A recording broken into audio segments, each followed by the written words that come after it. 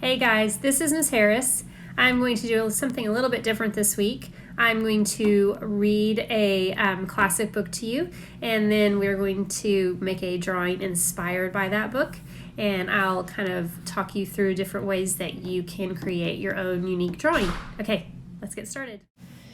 Where the Wild Things Are by Maurice Sendak.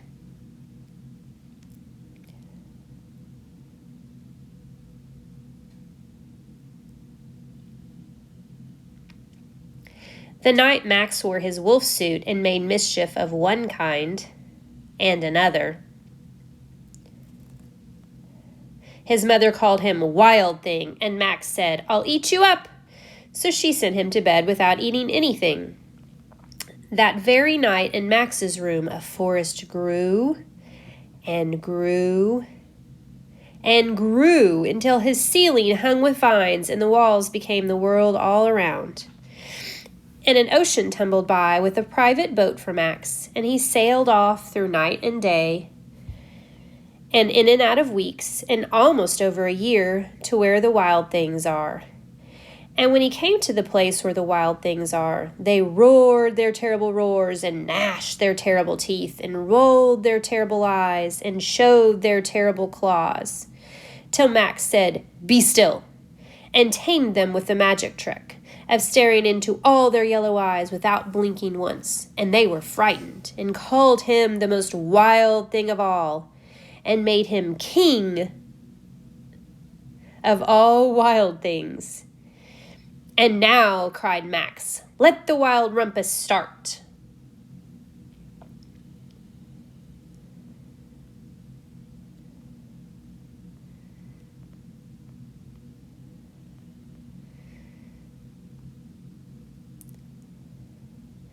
"Now stop," Max said, and sent the wild things off to bed without their supper.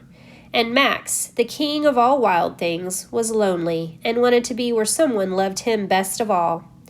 Then all around, from far across the world, he smelled good things to eat. So he gave up being king of where the wild things are. But the wild things cried, "Oh, please don't go. We'll eat you up. We love you so." And Max said, "No." The wild things roared their terrible roars, and gnashed their terrible teeth, and rolled their terrible eyes, and showed their terrible claws. But Max stepped into his private boat and waved goodbye, and sailed back over a year, and in and out of weeks, and through a day, and into the night of his very own room, where he found his supper waiting for him. And it was still hot. The end. Okay guys, so now we are going to make our own wild thing, and the biggest thing we want to do is we want to emphasize creating textures. If you remember, texture is referring to the way something feels, like if it feels soft or if it feels hard or bumpy. Those are things that you won't actually feel them in this project, but you want it to look like it feels that way. So you want to draw things that look like they have a certain texture. So we'll be drawing our wild thing, and I'm going to show you ways that you can do it, but I don't want yours to look like mine. I want you to go off in your own direction and work on it that way. And I'm using markers and crayons, but you can use whatever else you have at your house. Okay, so we are going to make our wild thing, and I am going to start in marker because it that way you can see it really well, and I'm not too worried about if I mess up on something. So I have kind of a small paper, fits easier in the video. You can use a larger piece or just use whatever you have. Okay, so I am going to start, I think, with the face. I'm going to start with a nose. And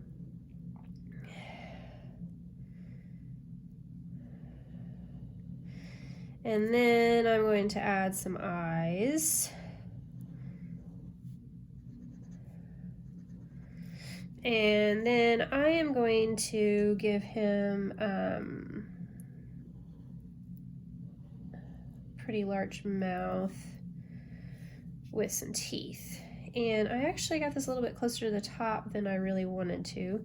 So I think that's gonna mean that I'm gonna make that bald up there so that I don't need a whole lot of space there. So I'm going to get the bottom of the face, and then I'm going to add some horns here. That one will just go right off the edge of the page.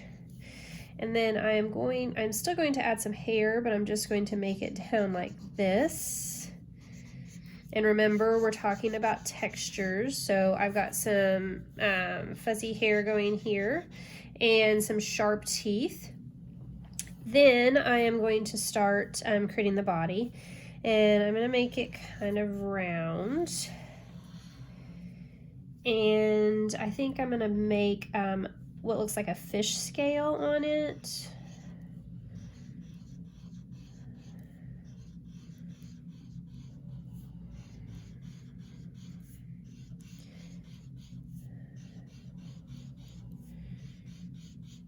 And then I'm going to create, I think I'm going to make, so guys, you can do these however you want, of course. So I think I'm going to do a wing over here.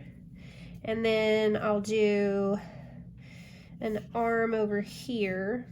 So these are just some options to show you. And I might make it look like we've got some hair on this arm, so it looks a little bit different. And then I'm going to give him sort of what looks like a hand over here with some sharp claws. Okay, so then for the legs, you could make a you can make a bird's foot.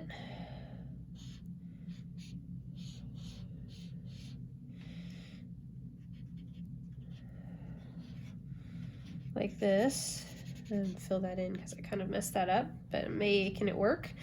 Okay, or you could make a big thick leg, some big toes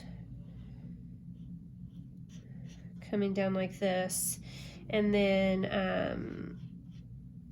oh, I think that kind of makes it too similar to this. I'm going to make it look like we got some sort of sharp something coming out of here instead. Okay, so then you can add color however you would like. You could add more color with markers, or you could come back and add color with crayons. I kind of like the contrast of the crayon and the marker because I want to still see my marker lines. Now, I made mine all with one marker, but if you changed colors, that would give it a little bit more variety to that part as well. I just really want to emphasize the lines that I drew to start with, so that's why I'm using a different medium for this than I did for the drawing part.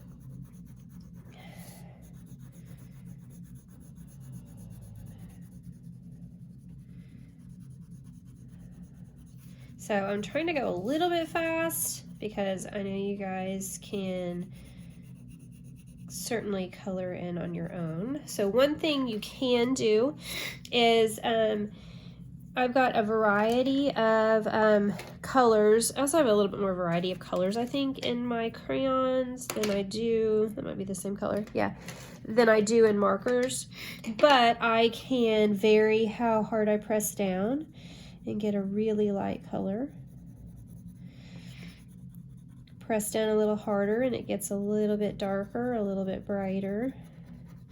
And I can put one color over another.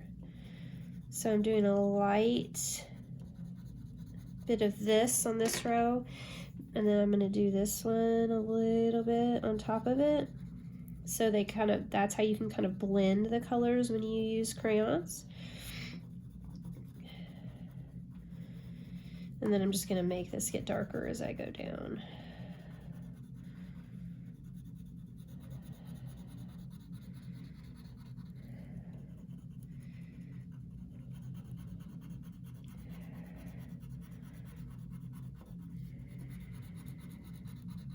So you can kind of get a gradation here.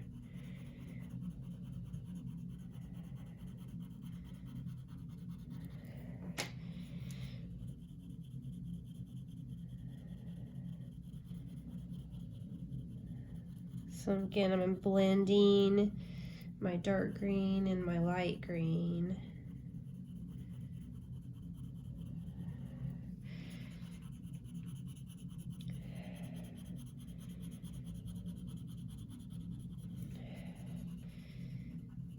And switching to a new color.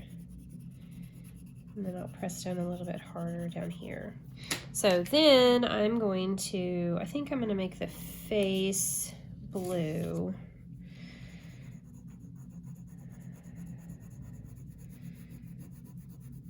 I'm going to leave the horns white, the nose white. I mean, not the nose, the teeth white. And the eyes, the nose. I don't think I'm going to make it blue though. I think I'm going to make it a different color.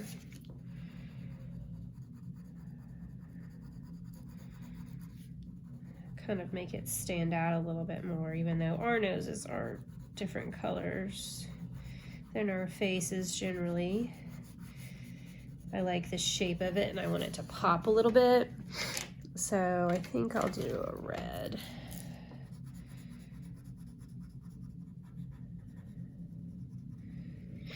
Okay. And I'm gonna use some of this red violet for hair, because why not?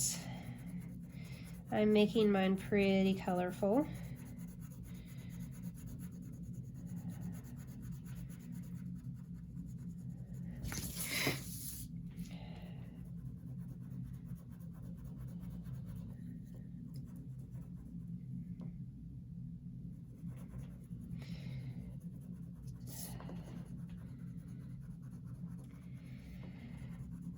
So I'll keep going with this.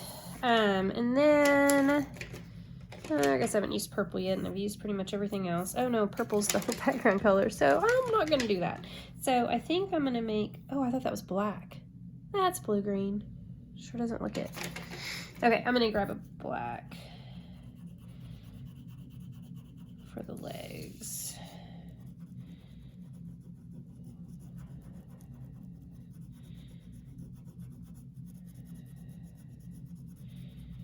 Okay, and I'm gonna make this because I want to still see the hair on the legs. I'm gonna make this one really light. So even though I'm using the black, it really is going to look very gray.